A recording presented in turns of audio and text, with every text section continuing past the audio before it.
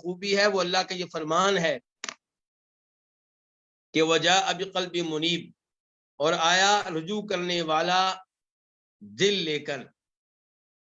قال ابن عباس، جناب عبداللہ ابن عباس کہتے ہیں، یعنی کہ اس لفظ کی تفسیر میں عبداللہ ابن عباس کہتے ہیں راجع عن معاصی اللہ مقبل علی طاعت اللہ، جو اللہ کی نافرمانیوں سے رجوع کرنے والا ہو، اللہ کی اطاعت کی طرف متوجہ ہونے والا ہو۔ قلب منیب کسے کہتے ہیں؟ رجوع کرنے والا دل کسے کہتے ہیں؟ عبداللہ ابن عباس کہتے ہیں راجعون، جو رجوع کرنے والا ہو اللہ کی نافرمانیوں سے، یعنی کہ اللہ کی نافرمانی کو چھوڑ دینے والا ہو۔ مقبل علی طاعت اللہ، اللہ کی اطاعت کی طرف متوجہ ہونے والا ہو، اس کی طرف بڑھنے والا ہو۔ وحقیقت الانابہ عقوف القلب علی طاعت اللہ ومحبتہ والاقبال علیہ۔ لفظ جو منیب ہے یہ ماخوذ ہے کس سے؟ انابت سے، لفظ انابت سے، انابہ۔ تو اس لیے امام صاحب ہمیں بتا رہے ہیں کہ انابہ کا اصل معنی کیا ہوتا ہے۔ کہتے ہیں وحقیقت الانابہ، لفظ انابہ کی حقیقت کیا ہے؟ عقوف القلبی، دل کو روک کر رکھنا، دل کو جما کر رکھنا، کس بات پہ؟ علی طاعت اللہ، اللہ کی اطاعت پہ، ومحبتہ، اور اس کی محبت پہ، والاقبال علیہ، اور اس کی طرف متوجہ ہونے پہ۔ یعنی کہ اللہ کی اطاعت کرنا اور دل کو اسی پہ روک لینا، اس کو اس سے ہٹنے نہ دینا، دل میں اللہ کی محبت بٹھا لینا اور دل کو اس پہ روک لینا، دل کو اس پہ جما دینا، اس کو اس سے ہٹنے نہ دینا۔ والاقبال علیہ، دل کو اللہ کی طرف متوجہ کر دینا اور دل کو اس توجہ پہ روک لینا، اس کو اس سے ہٹنے نہ دینا، یہ کیا ہے؟ یہ ہے انابت۔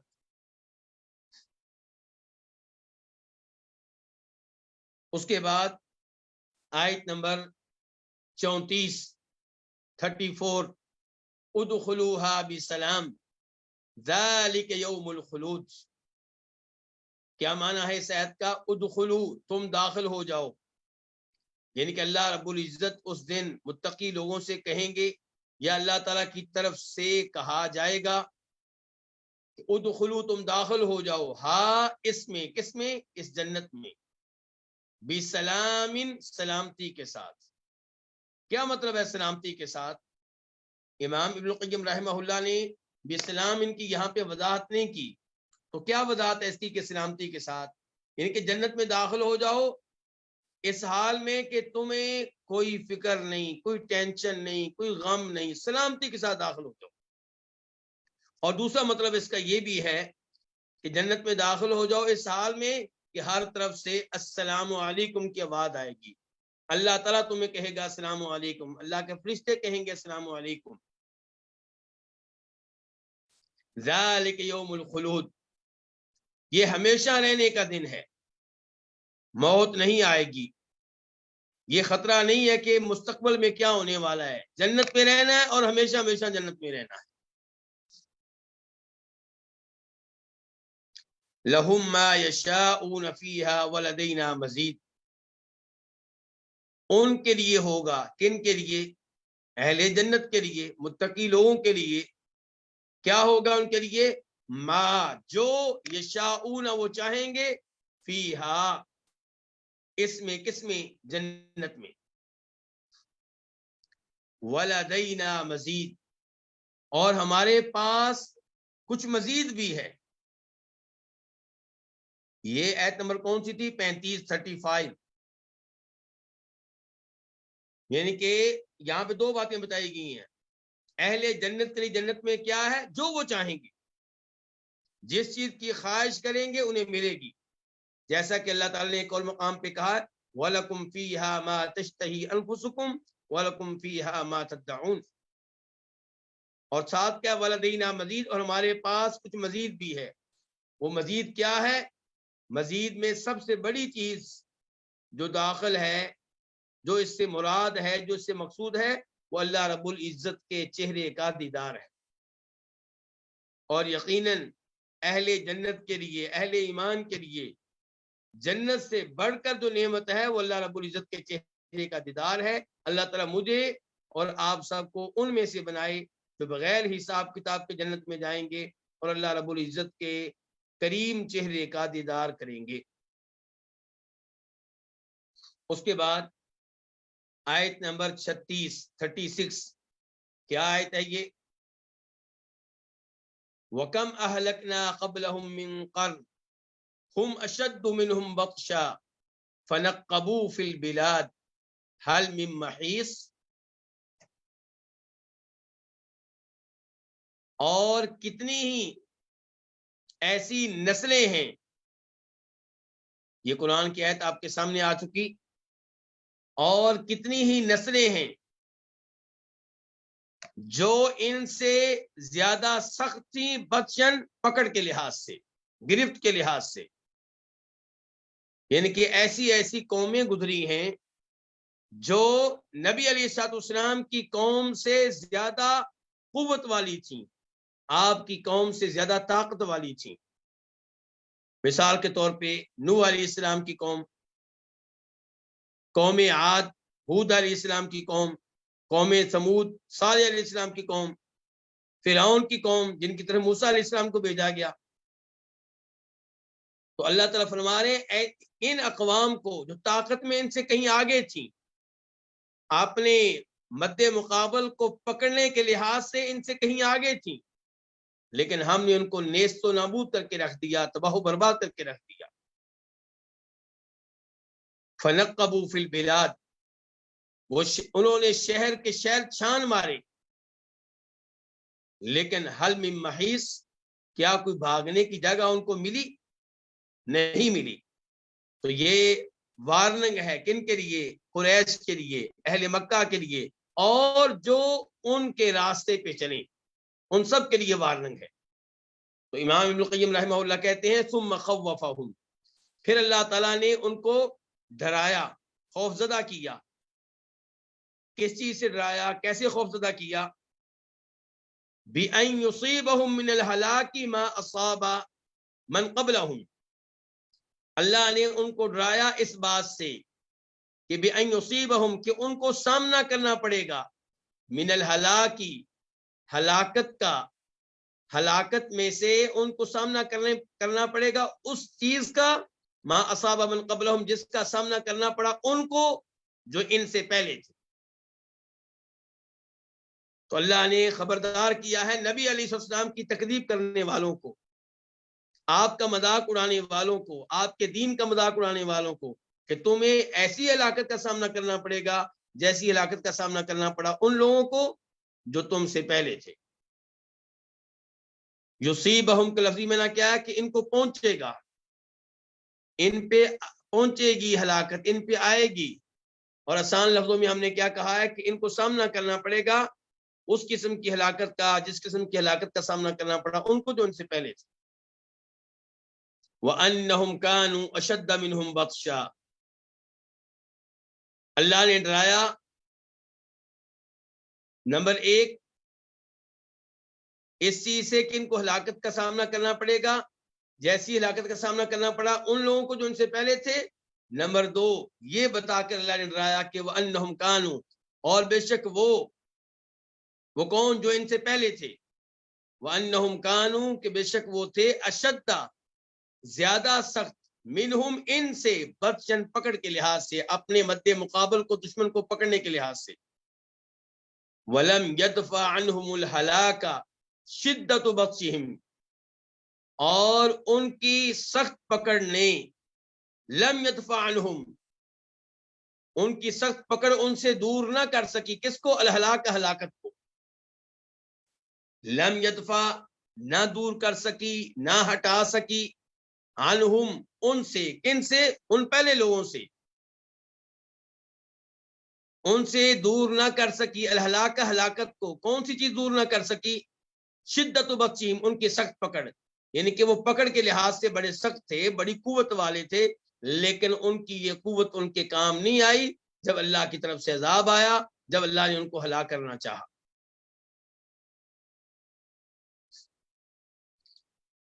وَأَنَّهُمْ، تیسرے نمبر پہ اللہ نے انہیں ڈرایا کس چیز سے؟ کہ وَأَنَّهُمْ، کہ بے شک وہ کون؟ وہ پہلے لوگ.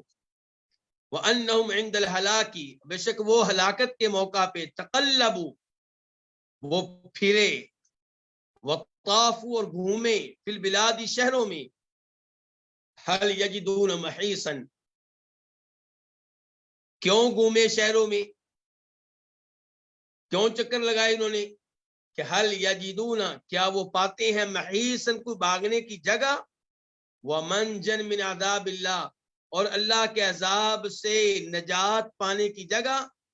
اس کام کے لیے گھومے پھرے، دائیں بائیں ہوئے. محیصن، بھاگنے کی جگہ، منجن، نجات کی جگہ. قال قتادہ، امام قتادہ کہتے ہیں، قتادہ بن دعامہ السدوسی بہت بڑے مفسر ہیں، تابعی ہیں، جناب عبداللہ ابن عباس رضی اللہ عنہ کے شاگردوں میں سے ہیں. کہتے ہیں کہ ہاسا، بھاگے، اعداء اللہ، اللہ کے دشمن، اعداء عدوون کی جمع ہے. ہاسا، بھاگے، اعداء اللہ کے دشمن، فوجدوا، تو انہوں نے پایا، امر اللہ لہم مدرکا، انہوں نے پایا اللہ کے حکم کو، مراد کے اللہ کا عذاب، انہوں نے پایا اللہ کے حکم کو، اللہ کے عذاب کو، کہ لہم مدرکا، کہ وہ ان کو پا لینے والا ہے. یعنی کہ انہوں نے دیکھا کہ ہم دائیں بائیں ہونے کی کوشش تو کی ہے، لیکن اللہ کا عذاب اس کی پہنچ سے باہر نہیں نکل سکے. اللہ کا عذاب ہمیں اپنی لپیٹ میں لیے ہوئے ہے. مدرکا، پا لینے والا، ادرکا، اس نے پا لیا، یدرک کو پاتا، مدرکن، پا لینے والا. وقال الزجاج، اور امام زجاج کہتے ہیں. امام زجاج کون ہیں؟ یہ بھی بہت بڑے مفسر ہیں، لیکن قتادہ تو تابعی تھے، زجاج بعد میں آئے ہیں. یہ فوت ہوئے ہیں 311 ہجری میں، 311. ابو اسحاق الزجاج بہت بڑے مفسر، بہت بڑے لغوی امام ہیں، اور ان کی کتاب ہے معانی القرآن و اعرابہ، قرآن کا معنی و مفہوم اور قرآن کا اعراب. تو یہ امام زجاج کہتے ہیں طوفو، وہ لوگ گھومے. ان کے تفسیر کر رہے ہیں کس کی؟ ہماری والی آیت کی، کہ فنقبوا فی البلاد.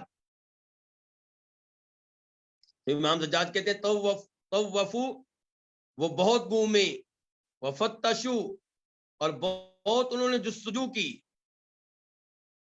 جستجو کس بات کی؟ کہ کوئی جائے نجات مل جائے، بھاگنے کی جگہ مل جائے، موت سے بچنے کی جگہ مل جائے. تو طوفو، بہت گھومے، وفتشو، بہت جستجو کی. فلم یروا محیصا من الموت، انہوں نے نہ پایا، نہ دیکھا موت سے بھاگنے کی کسی جگہ کو. موت سے بھاگنے کی کوئی جگہ ان کو نہیں ملی. وحقیقت ذالک، اور اس کی حقیقت یہ ہے، یعنی کہ یہ جو آیت ہے، اور اس آیت میں آیا کہ فنقبوا فی البلاد هل من محیص، اس کی حقیقت کیا ہے، اس کا صحیح مفہوم کیا ہے؟ کہ انہم طلبوا المہرب من الموت فلم یجدوا، کہ انہم طلبوا، انہوں نے تلاش کیا کس چیز کو؟ المہرب من الموت، موت سے بھاگنے کی جگہ کو. المہرب، بھاگنے کی جگہ، محیص کا معنی بھی یہی ہے، بھاگنے کی جگہ. فلم یجدوہ، تو انہوں نے اسے نہ پایا. کس کو نہ پایا؟ موت سے بھاگنے کی جگہ کو نہ پایا. ایسی کوئی جگہ نہ ملی جہاں پہنچا جا سکے اور وہاں پہنچنے کی وجہ سے موت سے بچ جائیں، ایسی جگہ نہیں ملی. تو یہ اللہ رب العزت نے انہیں ڈرایا ہے کہ وہ ڈر جائیں اللہ تعالیٰ سے، اللہ کے عذاب سے، تو یہ ان کے لیے کیا ہے؟ یہ ان کے لیے بہتر ہے۔ اس کے بعد بڑھتے ہیں آیت نمبر 37 کی طرف، 37، اور یہ وہ آیت ہے جس کی کچھ نہ کچھ وضاحت ہم کتاب الفوائد کے شروع میں پڑھ چکے ہیں، اسی سے آغاز ہوا تھا۔ کیا یہ آیت ہے؟ ان فی ذلک لذکری لمن کان له قلب او القى السمع وهو شہید۔ آیت آپ لوگوں کے سامنے ہے کہ ان بے شک فی ذالک اس میں جو کچھ ابھی تک ذکر ہوا ہے، جو کچھ ابھی تک سورہ کاف میں بیان کیا گیا ہے، بے شک اس میں لذکرا البتہ نصیحت ہے، لمن اس شخص کے لیے، کان لہو قلب جس کا دل ہو، قلب دل، او القسمع یا جو کان لگائے، وہو شہید اس حال میں کہ وہ حاضر ہو، دلی طور پہ حاضر ہو، دلی طور پہ موجود ہو۔ تو آئیے اب دیکھیں کہ امام ابن القیم رحمہ اللہ کیا کہتے ہیں۔ کہتے ہیں ثم اخبر سبحانہ، پھر اللہ سبحانہ نے بتایا ہے، ان فی ھذا الذی ذکر، کہ بے شک اس میں جس کا تذکرہ کیا گیا ہے، یعنی کہ جو کچھ سورہ قاف میں ابھی تک بیان ہوا ہے، جو کچھ آپ لوگوں کو بتایا گیا ہے، تو اللہ تعالی نے بتایا ان فی ھذا الذی، کہ بے شک اس میں الذی ذکر جس کا تذکرہ کیا گیا ہے، اس میں کیا ہے؟ ذکرا، بے شک اس میں جس کا تذکرہ کیا گیا ذکرا نصیحت ہے، لمن کان لہ قلب اس کے لیے نصیحت ہے جس کا کوئی دل ہو۔ اور ہم پہلے پڑھ چکے ہیں کہ قلب ان سے مراد کیا ہے؟ زندہ دل۔ اور یہ تفسیر امام قتادہ کی بھی ہے، جیسا کہ تفسیر طبری میں آئی ہے۔ تفسیر طبری میں امام قتادہ کا قول موجود ہے، وہ کہتے ہیں یہاں پہ قلب سے مراد ہے زندہ دل، یعنی کہ دل تو ہر انسان میں ہوتا ہے، دل نہ ہو تو کوئی زندہ نہیں رہ سکتا، لیکن یہ جو اللہ نے کہا ہے کہ نصیحت اس کو ملے گی جس کا دل ہو، اس سے مراد ہے جس کا دل زندہ ہو، مردہ نہ ہو، یعنی کہ روحانی لحاظ سے زندہ ہو۔ او القسمع یا جو کان لگائے، وہ شہید اس حال میں کہ وہ حاضر ہو۔ شہید کا معنی حاضر ہے۔ اس کی تفسیر میں امام مجاہد کہتے ہیں شاہد القلبی، دلی طور پہ حاضر ہو۔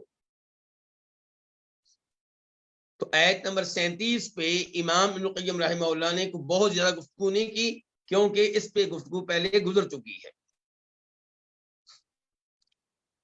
اب ہم بڑھتے ہیں آیت نمبر 38 کی طرف، 38۔ وَلَقَدْ خَلَقْنَا السَّمَاوَاتِ وَالْأَرْضَ وَمَا بَيْنَهُمَا فِي سِتَّةِ أَيَّامٍ وَمَا مَسَّنَا مِن لُغُوبٍ،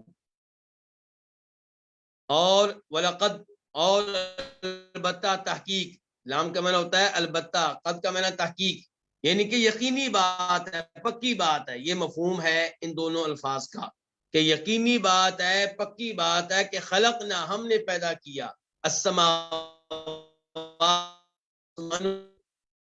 اور زمین کو، وما بینہما اور ان چیزوں کو جو ان کے درمیان میں ہے، کن کے درمیان؟ آسمانوں اور زمین کے درمیان، تو ان کو پیدا کیا فی ستۃ ایام، 6 دنوں میں۔ ستہ کا معنی کیا ہوتا ہے؟ 6۔ وما اور نہیں، وما مسنا من لغوب اور ہمیں نہیں چھوا، ہمیں نہیں مس کیا، ہمیں نہیں پہنچی من لغوب کسی قسم کی تھکاوٹ۔ من جو ہے اس کو کہتے ہیں زائدہ، تاکید کا معنی دیتا ہے، کسی قسم کی تھکاوٹ ہمیں نہیں پہنچی، کسی قسم کی تھکاوٹ کا ہمیں سامنا نہیں کرنا پڑا۔ تو اب آئیے امام ابن القیم رحمہ اللہ کی طرف، کہتے ہیں ثم اخبارا، پھر اللہ تعالی نے بتایا کہ انہ خلق السماوات والارض، کہ بے شک اس نے پیدا کیا آسمانوں کو، والارض اور زمین کو، وما بینہما اور ان چیزوں کو جو ان کے درمیان میں ہے، فی ستۃ ایام 6 دنوں میں، ولم یمسہ اور نہیں پہنچی اس کو، کس کو؟ اللہ تعالیٰ کو۔ ولم یمسہ ہو سے مراد اللہ رب العزت. ولم اور لم کا مطلب کیا ہوتا ہے؟ نہیں. اور نہیں ولم یمسہ، نہیں پہنچی اللہ تعالیٰ کو من تعابن کوئی تھکاوٹ، ولا اعیاء اور نہ کوئی بے بسی، نہ کوئی تھکاوٹ پہنچی، ولا اعیاء اور نہ کوئی بے بسی. یعنی کہ ایسا نہیں کہ اللہ تعالیٰ اب عاجز آ گئے ہوں، بس ہوگی اللہ تعالیٰ کی، نہ تھکاوٹ ہوئی ہے اور نہ اللہ تعالیٰ عاجز آئے ہیں اور بے بس ہوئے ہیں. اچھا، تکذیباً، یہ تکذیباً جو لفظ ہے اس کا تعلق ہے شروع کے لفظ سے، اخبرہ سے. شروع میں ہے نا ثم اخبرہ، یعنی کہ اللہ نے یہ بات کیوں بتائی ہے کہ اللہ نے آسمان و زمین کو 6 دنوں میں پیدا کیا اور اللہ تعالیٰ کو کسی قسم کی تھکاوٹ کا سامنا نہیں کرنا پڑا. یہ بات اللہ نے کیوں بتائی ہے؟ تکذیباً، جھوٹا قرار دیتے ہوئے، لِأَعْدَائِهِ مِنَ الْيَهُودِ، اپنے ان دشمنوں کو جو یہودیوں میں سے ہیں. اللہ نے اپنے یہودیوں میں سے جو دشمن ہیں ان کو جھوٹا قرار دینے کے لیے یہ بات بتائی ہے کہ 6 دنوں میں آسمان و زمین کو پیدا کیا ہے اور میں کوئی تھکا نہیں ہوں. کیوں بھئی یہودیوں کو جھوٹا کیوں قرار دیا یہ بات بتا کر؟ حیث قالوا، کیونکہ انہوں نے کہا تھا، کیا کہا تھا؟ کہ انہو استراح فی الیوم السابع، کہ اللہ تعالیٰ نے آرام کیا 7ویں دن میں. تو اللہ نے بتایا کہ ولم یمسہ من تعب ولا اعیاء، اللہ نے بتایا کہ مجھے 6 دنوں میں آسمان و زمین کو پیدا کر کے کسی قسم کی تھکاوٹ کا کچھ سامنا نہیں کرنا پڑا، کوئی مسئلہ پیدا نہیں ہوا. تو اس سے پتہ چلا کہ یہودی جھوٹے ہیں جو یہ کہتے ہیں کہ اللہ رب العزت نے آسمان و زمین کو 6 دنوں میں پیدا کیا اور 7ویں دن میں کیا کیا؟ آرام کیا. یہ بات کرنے میں وہ غلط ہیں اور جھوٹ سے کام لے رہے ہیں. اور یہ بات تورات میں موجود ہے. تورات چونکہ اس تورات میں انہوں نے بڑی تبدیلیاں کی ہیں، تحریف سے کام لیا ہے، اس لیے بات تورات میں موجود ہے کہ اللہ رب العزت نے 7ویں دن آرام کیا. تو اللہ رب العزت پاک ہے اس بات سے کہ اللہ تعالیٰ کو تھکاوٹ کا سامنا کرنا پڑے یا آرام کی ضرورت محسوس ہو. اس کے بعد آیت نمبر 39 وہ کیا آیت ہے؟ فاصبر على ما يقولون وسبح بحمد ربك قبل طلوع الشمس وقبل الغروب. فاصبر، پس آپ صبر کریں، على ما يقولون، اس پہ جو وہ کہتے ہیں، یعنی کہ جو باتیں آپ کے خلاف کرتے ہیں یا دین کے خلاف کرتے ہیں آپ صبر کیجئے. وسبح بحمد ربک، اور وسبح اور تسبیح بیان کیجئے، بحمد ربک، اپنے رب کی حمد و ثنا کے ساتھ ساتھ، تسبیح اور حمد و ثنا ایک ساتھ. قبل طلوع الشمس، سورج نکلنے سے پہلے، وقبل الغروب، اور سورج غروب ہونے سے پہلے. اس کے بعد آیت نمبر 40 بھی پڑھ لیں ساتھ ہی، یعنی کہ آیت نمبر 40. وَمِنَ اللَّيْلِ، اور رات کے کچھ حصوں میں بھی، فَسَبِّحُوا، پس آپ اس کی تسبیح کیجئے، کس کی؟ اللہ کی. وَأَدْبَارَ السُّجُودِ، اور سجدوں کے بعد میں بھی. ادبار دبر کی جمع ہے، دبر پچھلے حصے کو کہتے ہیں، تو سجدوں کے بعد بھی. اب آئیے امام ابن القیم رحمہ اللہ کی طرف. کہتے ہیں ثم امرہ، پھر اللہ تعالیٰ نے آپ کو حکم دیا. آپ کو کس کو؟ بلکہ میں نیچے آ گیا ہوں، تھوڑا سا اوپر جائیے. ثم امر نبیہ بالتأسی بہ، ثم امر نبیہ بالتأسی بہ، پھر اللہ تعالیٰ نے حکم دیا ہے نبیہ، اپنے نبی کو، بالتأسی بہ، سبحانہ، اپنی اقتداء کرنے کی. بہی سے مراد کون ہے؟ خود اللہ رب العزت. یعنی کہ اللہ نے اپنے نبی کو حکم دیا کہ اے میرے نبی آپ میری اقتداء کریں. کس معاملے میں؟ صبر کرنے کے معاملے میں. ثم امرا، پھر اللہ نے حکم دیا نبی وہ اپنے نبی کو بالتأسی بھی، اپنی اقتدا کرنے کی، فی صبری، صبر کرنے کے معاملے میں. صبر کس بات پہ؟ علی ما یقول اعداؤہ، صبر اس معاملے میں جو کچھ کہتے ہیں اعداؤہ، آپ کے دشمن، فی ہی، آپ کے بارے میں.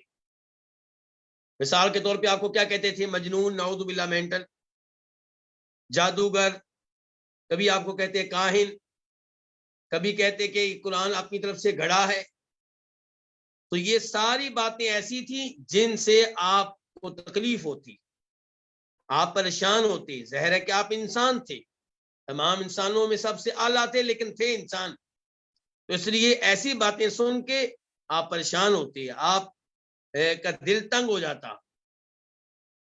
تو اللہ تعالیٰ نے آپ کو یہاں پہ کیا حکم دیا ہے کہ آپ ایسے ہی صبر کیجئے جیسے اللہ رب العزت صبر کرتا ہے ان باتوں پہ جو اللہ کے خلاف یہ اللہ کے بندے کرتے ہیں، مخلوق ہو کر خالق کے خلاف باتیں کرتے ہیں. کیا باتیں کرتے ہیں؟ مثال کے طور پہ یہ کہتے ہیں کہ عیسیٰ علیہ السلام اللہ کے بیٹے ہیں. یہ اللہ رب العزت کے بارے میں یہ بات کرنا بہت بڑا جرم ہے، کیونکہ اللہ تعالیٰ کمزور نہیں ہے، انسان کمزور ہے جو اولاد کا محتاج ہے. تو انسان مکمل ہوتا ہے کس کے ساتھ؟ فیملی کے ساتھ. وائف، اس کے پاس وائف ہو، بیگم ہو، اس کے پاس بچے ہوں، تب انسان مکمل ہے. جس کی شادی نہیں ہوتی وہ بھی اپنے آپ کو غیر مکمل سمجھتا ہے. جس کی شادی ہو جائے، اولاد نہ ہو، وہ بھی اپنے آپ کو غیر مکمل، کمزور سمجھتا ہے. لیکن اللہ رب العزت کے بارے میں کہنا کہ اللہ تعالیٰ کی اولاد ہے، عیسیٰ علیہ السلام اللہ کے بیٹے ہیں یا فرشتے اللہ کی بیٹیاں ہیں، یہ اللہ تعالیٰ کو برا بھلا کہنے کے مترادف ہے. اللہ تعالیٰ کو ایسی باتیں کرنا یہ غلط ہے. ایسے کہنا کہ اللہ کے شریک ہیں، کون؟ قبروں والے، بزرگ، فوت شدہ انبیاء کرام علیہم السلام، یعنی کہ جیسے اللہ سے دعا کی جاتی ہے غیبانہ طور پہ، ایسے ہی ان سے غیبانہ طور پہ دعا کرنا، دعا عبادت ہے. یہ ان کو اللہ کے ساتھ شریک کرنا ہے.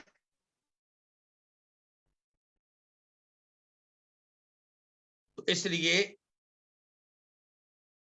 اللہ رب العزت نے اپنے نبی سے کہا کہ آپ ایسے ہی صبر کریں جیسے میں صبر کرتا ہوں.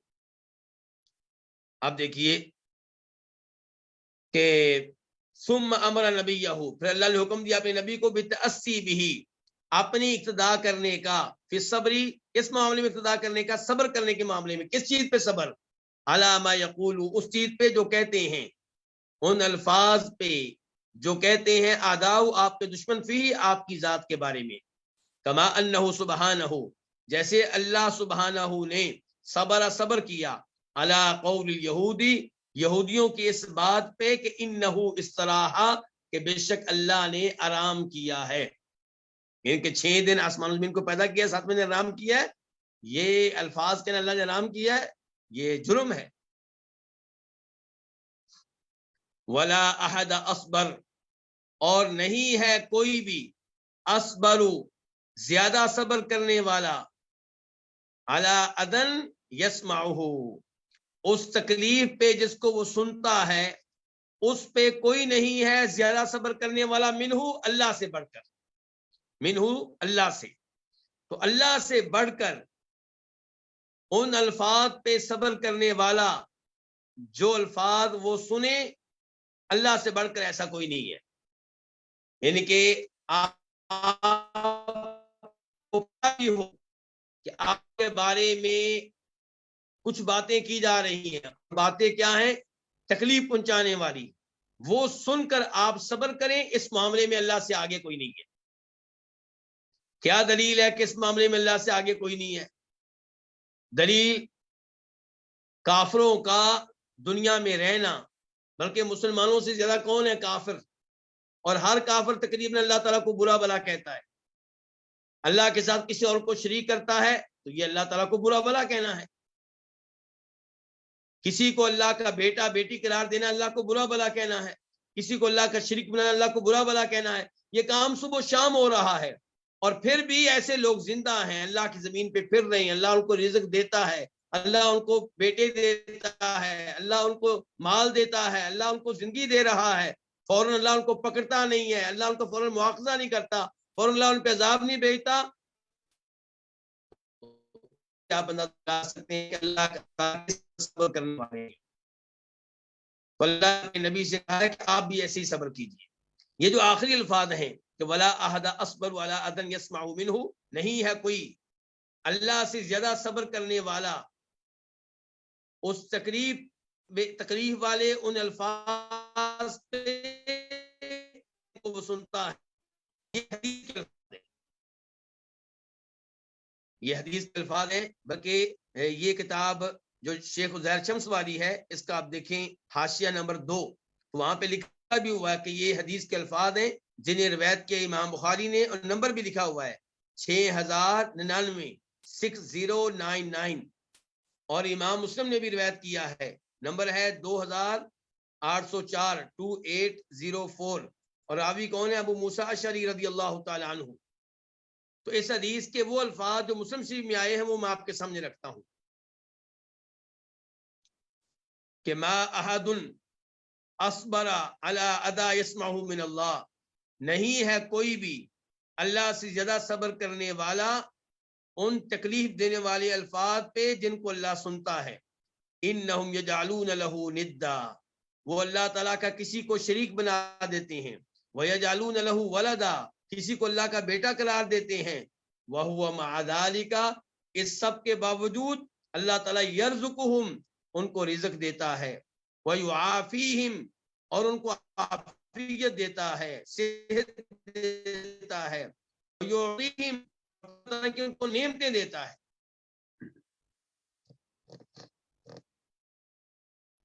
اچھا، یہاں پہ ایک تو میں یہ اعلان کرنا چاہوں گا کہ آئندہ جو درس ہمارا ہوگا کتاب التوحید کا بھی اور کتاب الفوائد کا بھی، اس کا ٹائم تبدیل کیا جا رہا ہے، یعنی کہ آج کل جس وقت درس ہو رہا ہے اس وقت سے آدھا گھنٹہ پہلے درس شروع ہوا کرے گا، یعنی کہ سعودی وقت اگر آپ لے لیں تو 7:30 بجے درس ہو رہا تھا، 7:30 پہ، تو آئندہ درس ہوا کرے گا 7 بجے، یعنی کہ آدھا گھنٹہ پہلے۔ باقی جب آپ کے پاس لنک آیا کرے گا تو اس میں وقت لکھا ہوگا کہ اگر آپ سعودیہ میں رہتے ہیں تو درس کا وقت کون سا ہے، پاکستان میں رہتے ہیں تو وقت کون سا ہے، انڈیا میں رہتے ہیں تو وقت کون سا ہے۔ اور یہ وقت اس لیے تبدیل کیا گیا ہے کہ سعودیہ میں رہنے والے جو ہمارے بھائی ہیں انہیں نماز ادا کرنے میں درس کی وجہ سے مسئلہ ہو رہا تھا، اور دوسرے نمبر پہ ابھی میں دیکھ رہا ہوں کہ گروپ میں وہ ڈال دیا گیا ہے ترجمہ، جو درس آج ہم لے رہے ہیں، جو ابھی ہم پڑھ رہے ہیں، اس کی ٹرانسلیشن گروپ میں ڈال دی گئی ہے۔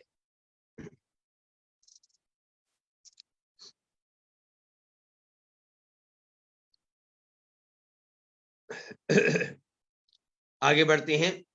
ثم امرہ، پھر اللہ تعالیٰ نے امرہ، آپ کو حکم دیا، آپ کو یعنی کہ نبی علیہ الصلوۃ والسلام کو حکم دیا کس چیز کا؟ ثم امرہ بما یستعین بہ علی الصبر، پھر اللہ نے آپ کو حکم دیا اس چیز کو اختیار کرنے کا جس سے آپ مدد لے سکتے ہیں، یستعین، آپ مدد لے سکتے ہیں، علی الصبر، صبر کرنے پہ، یعنی کہ پچھلی آیت میں حکم دیا تھا کہ آپ صبر کیجئے، بلکہ آیت تو ایک ہی ہے، پچھلی آیت کہنا جو ہے یہ درست نہیں ہے، آیت تو ایک ہی ہے، یعنی کہ آیت نمبر 39 ہے، 39 آیت جو ہے وہی جاری ہے کہ اللہ تعالیٰ نے اس کے پہلے حصے میں کیا کہا؟ فاصبر علی ما یقولون، کہ آپ صبر کیجئے۔ اس کے بعد اللہ نے بتایا کہ صبر کرنے کے لیے آپ کیا کریں، کیسے آپ میں صبر آ سکتا ہے، صبر کرنے کے لیے کس چیز سے آپ مدد لیں۔ تو وہ اللہ نے پھر یہاں پہ کیا حکم دیا کہ آپ تسبیح بیان کریں، اور یہی انداز ہے سورہ ہجر میں، سورہ ہجر آیت نمبر 97 98 99 97 98 99، وہاں پہ آیات کیا ہے ذرا سنیے گا. وَلَقَدْ نَعْلَمُ، اور البتہ تحقیق ہم جانتے ہیں. اللہ تعالیٰ کہہ رہے ہیں وَلَقَدْ نَعْلَمُ، البتہ تحقیق ہم جانتے ہیں. أَنَّكَ يَضِيقُ صَدْرُكَ، کہ بے شک آپ کا سینہ تنگ ہو جاتا ہے. بِمَا يَقُولُونَ، ان باتوں پہ جو یہ باتیں کرتے ہیں. یہی گفتگو یہاں پہ چل رہی ہے سورہ قاف میں، اور یہی سورہ ہجر میں. اللہ تعالیٰ کہہ رہے ہیں کہ ہم جانتے ہیں کہ آپ کا سینہ تنگ ہو جاتا ہے ان کی باتوں سے، ان کے مشرکین کی باتوں سے، قریش کی باتوں سے. فَسَبِّحْ بِحَمْدِ رَبِّكَ، بس آپ تسبیح بیان کیجئے اپنے رب کی حمد کے ساتھ. اللہ تعالیٰ جزائے خیر دے عبد المحسن بھائی کو، وہ آیات آپ کے سامنے لے آئے ہیں کہ فَسَبِّحْ بِحَمْدِ رَبِّكَ، آپ تسبیح بیان کیجئے اپنے رب کی حمد کے ساتھ. وَكُنْ، اور ہو جائیے مِنَ الساجدین، سجدہ کرنے والوں میں سے. یعنی کہ علاج کیا بتایا ہے؟ سینہ تنگ ہو جائے، پریشان ہو، ٹینشن کا شکار ہو، تو علاج یہ بتایا ہے. لیکن افسوس میں اور آپ ایسے علاج کو نظر انداز کر دیتے ہیں. یہ علاج ہے کہ کثرت سے اللہ کی تسبیح بیان کیجیے، اور تسبیح بھی اللہ کی حمد و ثنا کے ساتھ ملا کر. وَقُم مِنَ الساجدین، اور سجدے کیجیے، نمازیں پڑھیے. وَاعْبُدْ رَبَّكَ، اور اپنے رب کی عبادت کرتے رہیے. حَتَّى يَأْتِيَكَ الْيَقِينُ، یہاں تک کہ آپ کے پاس یقین آ جائے، ان کے موت آ جائے. تو جو موضوع اللہ رب العزت نے سورہ ہجر کے آخر میں ان آیات میں بیان کیا ہے، یہی ان آیات میں ہے جو ابھی ہم پڑھ رہے ہیں، آیت نمبر 39، سورہ قاف کی آیت نمبر 39. اب آئیے واپس، امام ابن القیم رحمہ اللہ کیا کہہ رہے ہیں کہ ثم امرہ، پھر اللہ نے نبی علیہ السلام کو حکم دیا ہے، بما یستعین بہ، اس چیز کو اختیار کرنے کا جس سے آپ مدد لے سکتے ہیں، علی الصبر، صبر کرنے کے معاملے میں. تو وہ کیا چیز ہے جی؟ کس چیز کا حکم دیا ہے؟ وَهُوَ التسبیح، اور وہ ہے تسبیح بیان کرنا، بحمد ربہ، اپنے رب کی حمد و ثنا کے ساتھ. یعنی کہ سبحان اللہ و بحمدہ، دونوں کو ملا کے، یعنی کہ میں اللہ کی تسبیح بیان کرتا ہوں اللہ کی حمد و ثنا کے ساتھ. کب کب، کن اوقات میں؟ فرمایا قبل طلوع الشمس، سورج طلوع ہونے سے پہلے، وقبل غروبها، اور اس کے غروب ہونے سے پہلے، سورج کے غروب ہونے سے پہلے. وباللیل، اور رات میں، وادبار السجود، اور سجدوں کے بعد کے اوقات میں.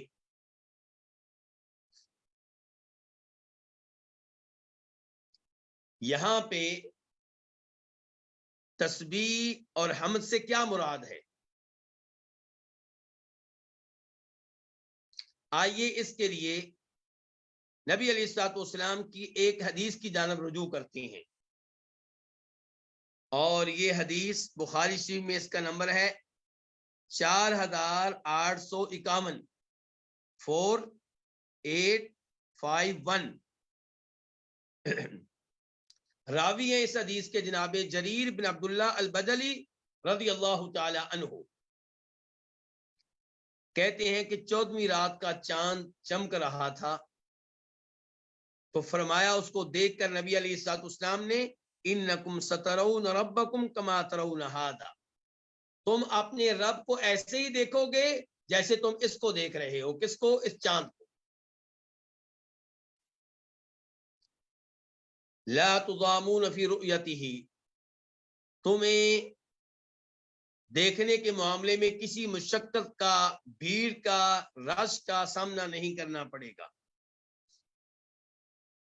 فَإِنِ اسْتَطَعْتُمْ أَلَّا تُغْلَبُوا عَلَىٰ صَلَاةٍ قَبْلَ طُلُوعِ الشَّمْسِ وَقَبْلَ غُرُوبِهَا فَافْعَلُوا، تو اگر تمہارے لیے ممکن ہو کہ کوئی تم پہ غالب نہ آنے پائے اس نماز کے معاملے میں جو سورج طلوع ہونے سے پہلے ادا کی جاتی ہے، وہ کون سی ہے؟ نماز فجر. وقبل غروبها، اور اس نماز کے معاملے میں جو سورج غروب ہونے سے پہلے ادا کی جاتی ہے، وہ کون سی ہے؟ نماز عصر. ففعلوا، تو تم یہ کام کرو. اچھا آپ دیکھیں، آپ نے حکم کس چیز کا دیا ہے کہ اگر تم اللہ کا دیدار کرنا چاہتے ہو، اللہ کی زیارت کرنا چاہتے ہو، تو باقی نمازوں کے ساتھ ساتھ ان دو نمازوں کا خاص اہتمام کرو. ایک وہ نماز سورج طلوع ہونے سے پہلے ادا کی جاتی ہے فجر، اور ایک وہ جو غروب ہونے سے پہلے عصر. اور پھر آپ نے اپنے اس موقف کی تائید میں، اپنی اس حدیث کی تائید میں قرآن کی تلاوت کی، اور یہ آیت پڑھی جو ابھی ہم پڑھ رہے ہیں. کیا؟ وَسَبِّحْ بِحَمْدِ رَبِّكَ قَبْلَ طُلُوعِ الشَّمْسِ وَقَبْلَ الْغُرُوبِ، کہ اللہ تعالیٰ کہہ رہے ہیں کہ سورج طلوع ہونے سے پہلے، غروب ہونے سے پہلے اپنے رب کی حمد و ثنا کے ساتھ ساتھ تسبیح بیان کیجیے. میں نے یہ حدیث آپ کے سامنے کیوں رکھی ہے؟ یہ بتانے کے لیے کہ اس حدیث سے پتہ چلا، جو اس آیت کی تفسیر کر رہی ہے، کہ تسبیح و حمد سے مراد یہاں پہ نماز ادا کرنا ہے.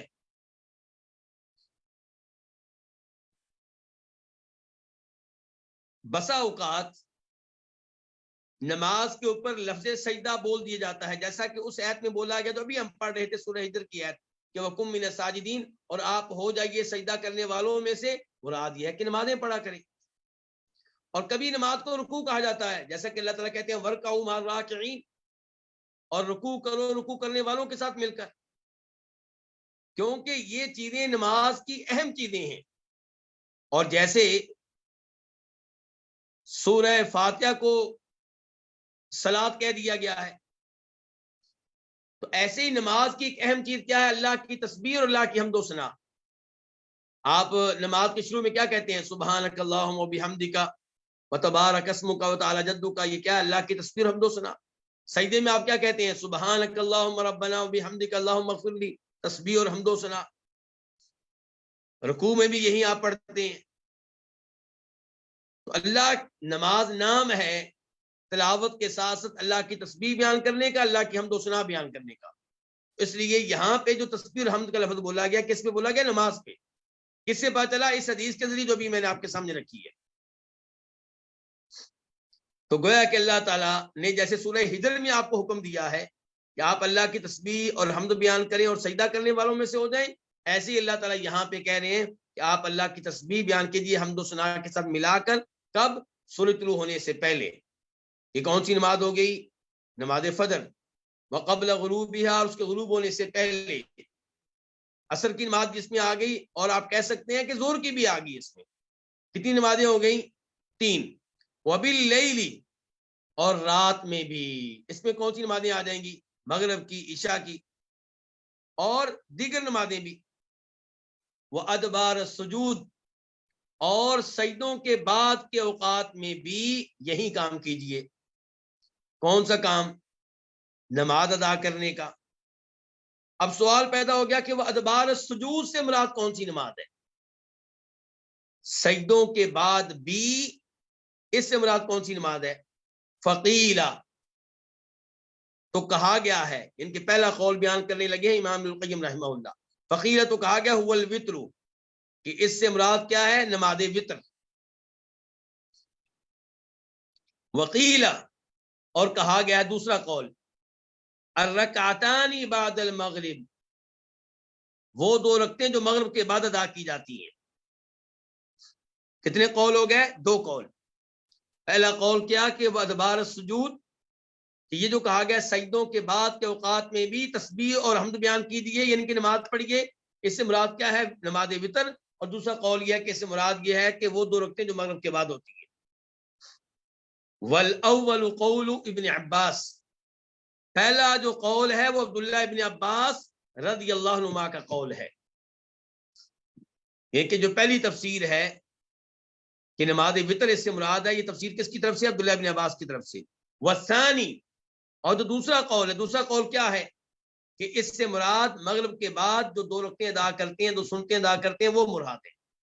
وہ امام القیم رحمہ اللہ کہتے ہیں والثانی، یہ جو دوسرا قول ہے قول عمر، یہ جناب عمر کا قول ہے.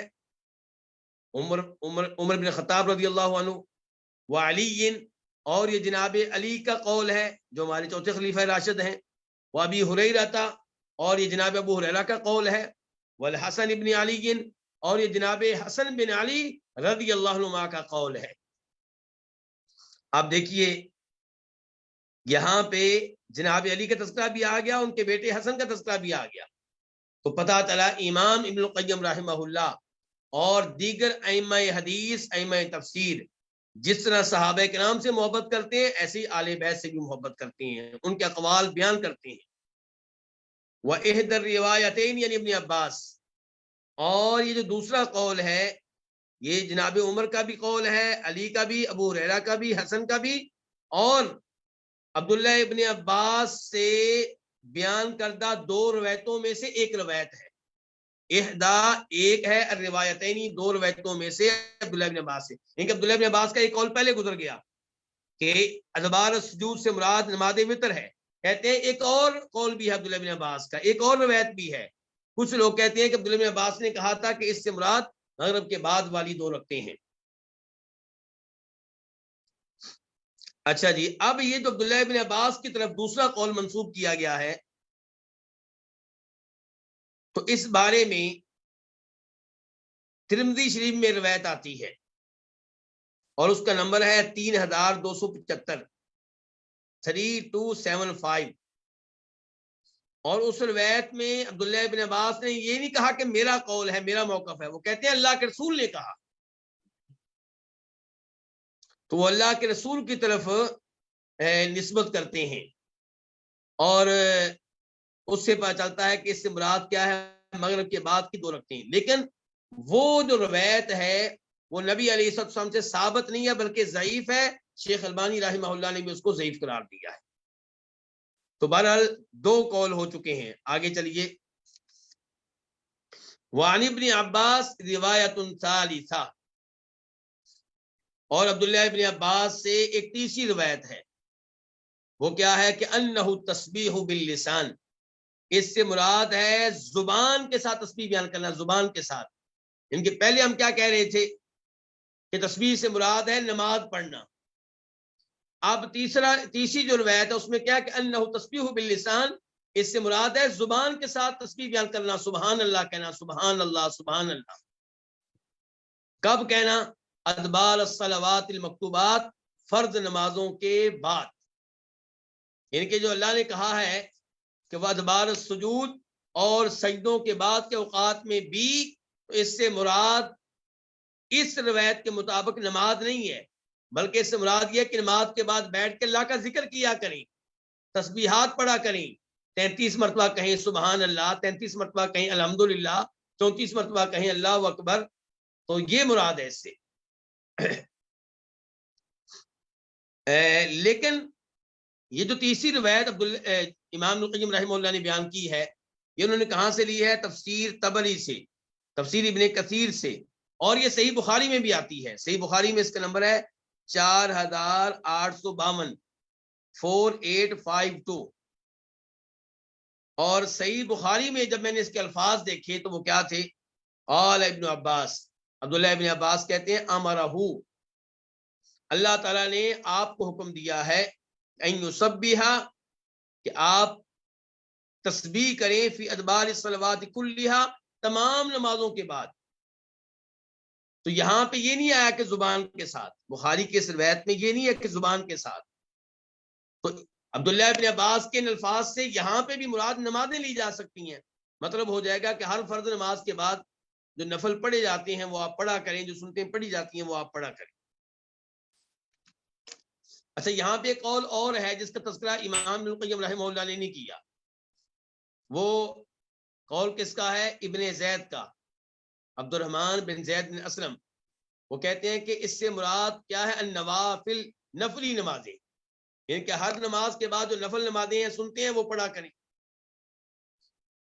اچھا، اب اتنے قول ہو گئے، اب ان اقوال میں سے کون سا قول ہم نے لینا ہے؟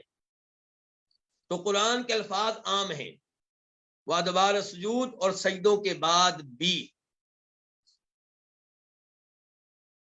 تو ہم کہیں گے اس سے مراد نماز وتر بھی ہے کیونکہ وہ سجدوں کے بعد ہے، ان کی نماز عشاء کے بعد، سجدے سے مراد نماز عشاء، تو نماز یعنی کہ سجدوں کے بعد مراد کیا ہو جائے گا؟ فرض نماز، یعنی کہ تو فرض نماز کے بعد بھی آپ پڑھیں کیا؟ وتر پڑھیں، اور فرض نماز کے بعد کیا پڑھیں؟ مغرب کے بعد والی دو رکعتیں پڑھیں، اور فرض نماز کے بعد کیا پڑھیں آپ؟ تمام نمازوں کے بعد جو سنتے اور نفل پائے جاتے ہیں وہ پڑھیں۔ تو پتہ چلا ان تمام اقوال میں کوئی ٹکراؤ نہیں ہے، کوئی تضاد نہیں ہے، بالکل سب ٹھیک ہے۔ اللہ نے کہا وَدَبَارَ سجود، سجدوں کے بعد یعنی کہ فرض نمازوں کے بعد بھی اللہ کی تسبیح کرے اور حمد کریں، یعنی کہ فرض نمازوں کے بعد بھی نمازیں پڑھیں، نماز وتر پڑھیں، مغرب کے بعد کی 2 رکعتیں پڑھیں، اور تمام فرض نمازوں کے بعد جو سنتیں پائی جاتی ہیں، نفل پائی جاتی ہیں، وہ پڑھیں۔ اس کے بعد آیت نمبر 41،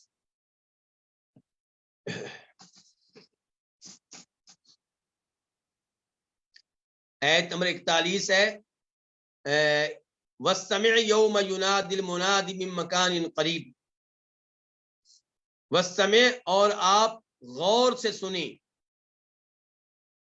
یوم اس دن، یناد المنادی جس دن اعلان کرنے والا اعلان کرے گا، آواز دینے والا آواز دے گا، من مکان قریب، قریبی جگہ سے۔ یہاں پہ کس چیز کا بیان ہو رہا ہے؟ یہاں پہ تذکرہ ہو رہا ہے اس بات کا کہ قیامت قائم ہوگی اور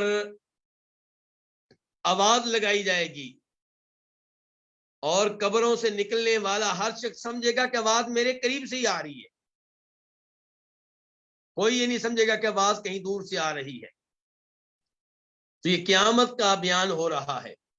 تو آئیے امام القیم رحمہ اللہ کی طرف وہ کہتے ہیں ثم ختم السورۃ، پھر اللہ تعالیٰ نے سورت کا اختتام کیا ہے بذکر المعاد، قیامت کا تذکرہ کر کے، ونداء المنادی، اور اس بات کا تذکرہ کر کے کہ اعلان کرنے والا، منادی اعلان کرنے والا، آواز دینے والا، ندا آواز کو کہتے ہیں، اعلان کو کہتے ہیں۔ اللہ نے سورت کا اختتام کیا ہے قیامت کا تذکرہ کر کے، ونداء المنادی، اور اعلان کرنے والے کی اس اعلان کا تذکرہ کر کے۔ کون سا اعلان؟ برجوع الارواح الی اجسادها، کہ روحیں لوٹیں الی اجسادها، اپنے اپنے جسم کی طرف، للحشری، میدان حشر کے لیے، یعنی کہ یہ اعلان ہوگا کہ روحیں جو ہیں وہ اپنے اپنے جسم میں پہنچ جائیں، پہنچ رہی ہیں، کیوں؟ تاکہ حشر قائم کیا جائے، لوگوں کو جمع کیا جائے، اکٹھا کیا جائے میدان میں۔ وَأَخْبَرَ، اور اللہ نے بتایا کہ أَنَّ هَذَا النِّدَاء، یہ جو آواز ہے من مکان قریب، قریبی جگہ سے آ رہی ہوگی، یسمعہ، اس کو سنے گا، کل احد، ہر ایک۔ تو یہ کون سی آیت تھی؟ آیت نمبر 41، 41۔ اس کے بعد آیت نمبر 42، یوم یسمعون الصیحۃ بالحق، اس دن وہ سنیں گے الصیحہ، چیخ کو، بالحق کی، کون سی چیخ؟ حق والی چیخ۔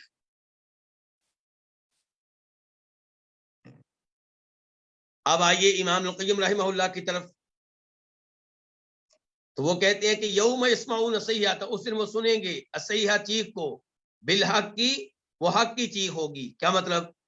بالبعثی، قبروں سے اٹھائے جانے کی چیخ ہوگی، ولقاء اللہ، اور اللہ سے ملاقات کرنے کے بارے میں چیخ ہوگی، یعنی کہ آواز لگائی جائے گی۔ آواز میں کیا بتایا جائے گا؟ کہ قیامت قائم ہو رہی ہے اور اللہ سے ملاقات ہونے والی ہے۔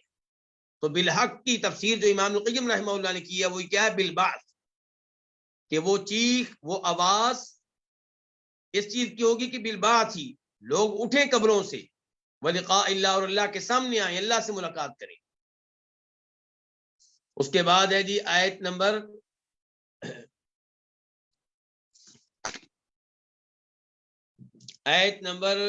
44، 44 اور 43 کو امام ابن القیم رحمہ اللہ نے شاید چھوڑ دیا ہے، وہ میں پڑھ دیتا ہوں ویسے، کہ انا نحن نحیی و نمیت، انا نحن نحیی و نمیت، بے شک ہم ہی زندہ کرتے ہیں اور ہم ہی موت دیتے ہیں، وَإِلَيْنَا الْمَصِيرُ، اور ہمارے پاس سب نے لوٹ کر آنا ہے۔ تو اس کے بعد امام صاحب لے کر آئے ہیں آیت نمبر 44، 44، وہ کیا ہے وہ بھی پڑھ لیں۔ یوم تشقق الارض عنہم سراعا، اس دن زمین پھٹے گی، عنہم ان لوگوں سے، سران اس حال میں کہ لوگ تیز تیز چل رہے ہوں گے۔ کیا مطلب زمین پھٹے گی؟ کیوں پھٹے گی؟ کیونکہ لوگ نکل رہے ہوں گے۔ جیسے زمین سے پودے نکلتے ہیں تو زمین پھٹتی ہے، درخت نکلتے ہیں تو زمین پھٹتی ہے، ایسے ہی زمین پھٹے گی اس دن۔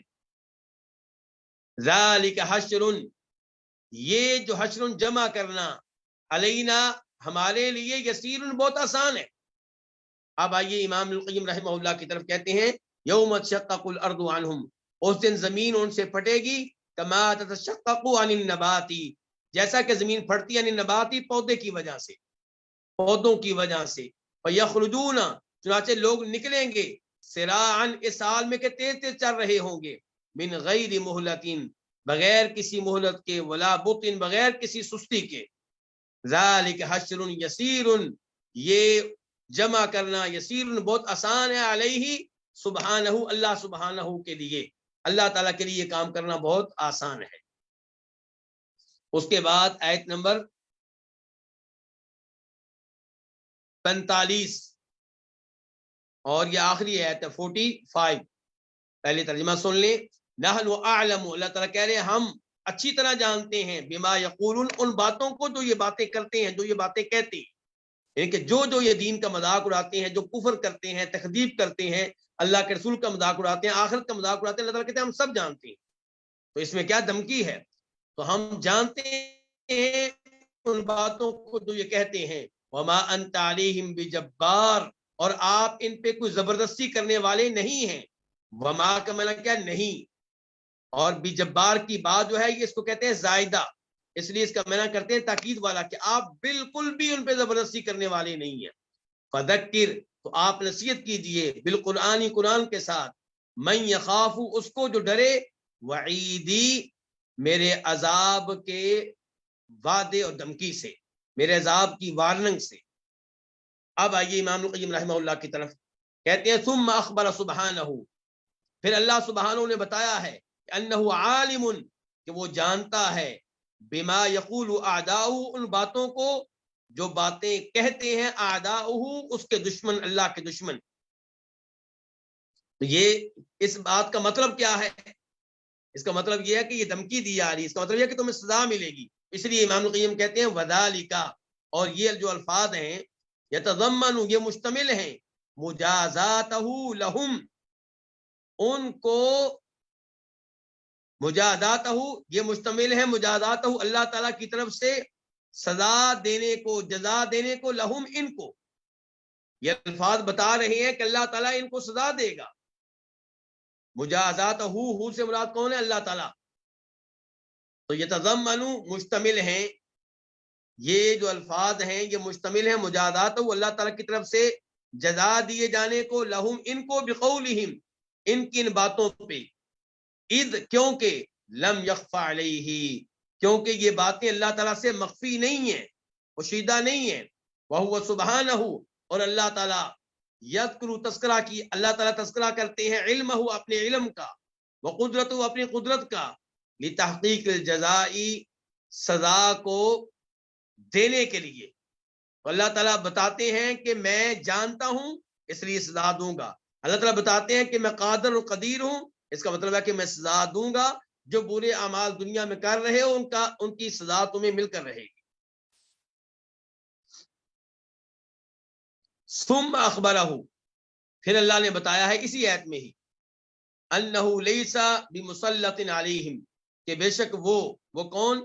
وہ نبی علیہ الصلوۃ والسلام، لیس بمسلط علیہم، آپ ان کے اوپر مسلط نہیں ہیں، آپ کو ان پہ مسلط نہیں کیا گیا، ولا قہار، اور نہ آپ زبردستی کرنے والے ہیں، ولم یبعث، اور آپ کو نہیں بھیجا گیا، لیجبرہم، تاکہ آپ ان کو مجبور کریں، علی الاسلامی، اسلام قبول کرنے پہ، ویکرہہم علیہ، اور ان کو اس بات پہ مجبور کریں، دونوں کا معنی ایک ہی ہے، یعنی کہ آپ ان پہ زبردستی کریں اور آپ ان کو مجبور کریں، آپ کو اس لیے نہیں بھیجا گیا، جیسا کہ اللہ نے کہا ہے دوسری جگہ، لا اکراہ فی الدین، کہ دین کے معاملے میں زبردستی نہیں ہے۔ اور یہاں پہ یہ بات ذہن میں رہے، کوئی غلط فہمی نہ ہو جائے، کوئی دین قبول کرے نہ کرے، اس میں زبردستی نہیں ہے، ترغیب دی جائے گی، آمادہ کیا جائے گا، لیکن زبردستی نہیں کی جائے گی. لیکن جو اسلام قبول کر لے پھر نماز نہ پڑھے اس پہ زبردستی اسلامی حکومت کرے گی. روزے نہ رکھے اسلامی حکومت زبردستی کرے گی. زکوٰۃ نہ دے اسلامی حکومت زبردستی کرے گی. یہ بات پھر سن لیں. ثم اخبرہ پھر اللہ تعالیٰ نے اخبرہ آپ کو بتایا کہ انہو کہ بے شک آپ لیس بمسلط علیہم آپ کو ان پہ مسلط نہیں کیا گیا. ولا قہار اور نہ آپ کو زبردستی کرنے والے ہیں. ولم یبعث اور آپ کو نہیں بھیجا گیا اس لیے کہ لیجبرہم علی الاسلامی کہ آپ ان کو مجبور کریں اسلام پہ. ویکرہہم علیہ اور آپ ان پہ زبردستی کریں علیہ اس مسئلے میں. وامرہ اور اللہ نے آپ کو حکم دیا ہے ان یذکرا کہ آپ نصیحت کریں بکلام ہی اللہ کے کلام کے ساتھ اللہ کے قرآن کے ساتھ نصیحت کریں. کس کو؟ من یخاف جو ڈرے وعیدہ اللہ تعالیٰ کی وارننگ سے اللہ کی دھمکی سے اللہ کی وعید سے. کیوں جی نصیحت اس کو کیوں کرنی باقی لوگوں کو کیوں نہیں کرنی؟ فرماتے ہیں فہو الذی کیونکہ وہی ہے وہ الذی ینتفع جو فائدہ اٹھاتا ہے بالتذکیر نصیحت سے. یعنی کہ ویسے تو آپ کی نصیحت سب کے لیے ہے لیکن اللہ نے یہاں پہ کہا کہ قرآن کے ذریعے نصیحت اس کو کریں جو ڈرتا ہو ان کے فائدہ وہ اٹھائے گا. فائدہ یہی اٹھائے گا باقی لوگوں کو باقی لوگ فائدہ اٹھانے والے نہیں ہیں. وَأَمَّا مَن لَّا يُؤْمِنُ بِلِقَائِهِ رہا وہ شخص من لا یؤمن جو ایمان نہیں لاتا بلقائه اس کی ملاقات پہ. کس کی؟ اللہ کی ملاقات پہ کہ اللہ سے ملاقات ایک دن ہوگی قیامت قائم ہوگی آخرت قائم ہوگی. جو اللہ کی ملاقات پہ ایمان نہیں لاتا ولا یخاف وعیدہ اور نہیں ڈرتا وعیدہ اس کی وعید سے اس کے عذاب کی دھمکی سے اس کے عذاب کی وارننگ سے. ولا یرجو ثوابہ اور نہ ہی امید رکھتا ہے ثوابہ اس کی طرف سے ملنے والے ثواب کی. فلا ینتفع بتذکیر تو یہ نہیں فائدہ اٹھائے گا بتذکیری نصیحت سے. تو نصیحت سے فائدہ وہ اٹھائے گا جس کو پتا ہے کہ میں نے نصیحت قبول نہ کی تو اللہ کے سامنے کیا جواب دوں گا اللہ کے عذاب سے کیسے بچ سکوں گا. نصیحت وہ قبول کرے گا جس کو امید ہو کہ نصیحت قبول کی تو مجھے ثواب ملے گا جنت ملے گی. تو اس کے ساتھ ہی سورہ قاف اپنے اختتام کو پہنچی. اللہ رب العزت ہمیں اس صورت سے فائدہ اٹھانے کی توفیق دے اس کو صحیح معنوں میں سمجھنے کی توفیق دے اور اللہ آپ سب کو جزائے خیر دے کہ آپ لوگوں نے اپنا قیمتی وقت دیا اللہ کے کلام کو. اور اللہ تعالیٰ امام ابن القیم رحمہ اللہ کی قبر پہ اپنی رحمتیں نازل فرمائے جنہوں نے یہ عظیم الشان تفسیر ہمارے سامنے رکھی. اس کے بعد جو موضوع ہوگا میں جلدی سے بس موضوع بتا دوں تاکہ آپ کو پتہ چلے کہ کتنا اہم موضوع آ رہا ہے آئندہ کے درس میں. وہ یہ ہے کہ حدیث آتی ہے کہ نبی علیہ الصلوۃ والسلام نے کہا تھا جناب عمر فاروق سے کہ حاتب جو صحابی ہیں انہوں نے اگرچہ ہمارا راز نکالا ہے اہل مکہ کو راز دینے کی کوشش کی ہے لیکن ہم ان کو قتل نہیں کریں گے. عمر فاروق کہتے تھے کہ ان کو قتل کیا جائے. آپ نے کہا نہیں کریں گے کیونکہ انہوں نے بدر کی لڑائی میں حصہ لیا ہے اور بدر کی لڑائی میں حصہ لینے والے صحابہ کرام اتنے عظیم ہیں کہ اللہ نے کہا اعملوا ما شئتم تم جو چاہو عمل کرو فقد غفرت لکم میں نے تم کو معاف کر دیا ہے. امام القیم رحمہ اللہ کہتے ہیں کہ بہت سے لوگوں کو اس سے اشکال پیدا ہوا کہ اس کا مطلب یہ ہوا کہ اللہ نے ان کو آزادی دے دی چھٹی دے دی جو مرضی کرو یعنی کہ چاہے گناہ کرتے رہیں جو مرضی کرتے رہیں نمازیں نہ پڑھیں زکوٰۃ نہ دیں ٹھیک ہے یہ پکے بخشے بخشائے ہو گئے. تو ان الفاظ کو سمجھنے میں کئی لوگوں کو غلط فہمی ہوئی ہے. تو امام القیم رحمہ اللہ ہمیں سمجھانے کی کوشش کریں گے کہ اس حدیث کا صحیح مفہوم کیا ہے. اللہ رب العزت ہم سب کو قرآن و حدیث سمجھنے کی توفیق عنایت فرمائے اور جس ذوق و شوق سے آپ درس میں شریک ہو رہے ہیں ہوتے رہیے. اور آئندہ درس آپ جان چکے ہیں کہ موجودہ وقت سے آدھا گھنٹہ پہلے شروع ہوگا اور آدھا گھنٹہ پہلے ہی اپنے اختتام کو پہنچے گا. اللہ آپ سب کو جزائے خیر دے. وصلی اللہ تعالی علی نبینا محمد وعلی آلہ وصحبہ اجمعین.